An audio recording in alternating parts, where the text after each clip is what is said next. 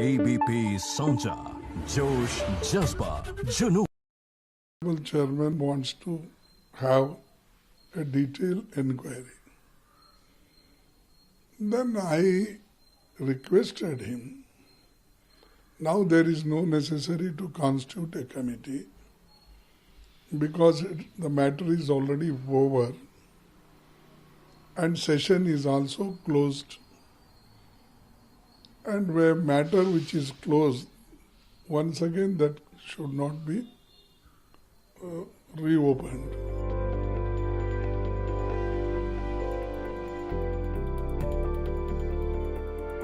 राज्यसभा में जिस तरह की घटनाएं देखने को मिली, सरकार की तरफ से अनुरोध किया गया था वेंकैया नायडू जी को कि एक कमेटी का गठन किया जाए जो कि जांच करे पूरे मामले की। विपक्ष ने उसको रिजेक्ट कर दिया और मल्लिकार्जुन खड़गे ने पत्र लिख करके कहा है चेयरमैन राज्यसभा को कि इस तरह की जो भी चीजें सरकार कर रही है वो पूरी तरह से उसका मकसद है कि विपक्ष को चुप कराया जाए, साइलेंस विपक्ष सरकार चाहती है।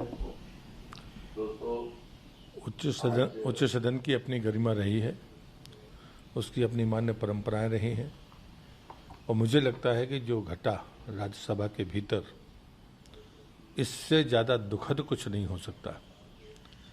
अच्छी बात ये थी कि सदन के नेता ने, सरकार ने और आसंदी पर बैठे हुए हमारे सभापति महोदय ने संयम के साथ में उस प्रक्रिया को आगे बढ़ाने की कोशिश की थी।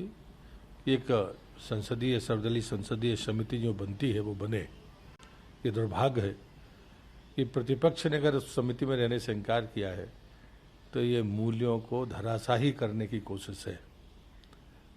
अधिकार है सभापति को कि वो अपना निर्णय कर सकते हैं, लेकिन मुझे लगता है कि जो प्रक्रिया अपनाई गई थी वो आम तौर पर देश और सदन की मर्यादा को ध्यान में रखकर लोकतांत्रिक मूल्य बचे रहे, इसलिए कोशिश थी।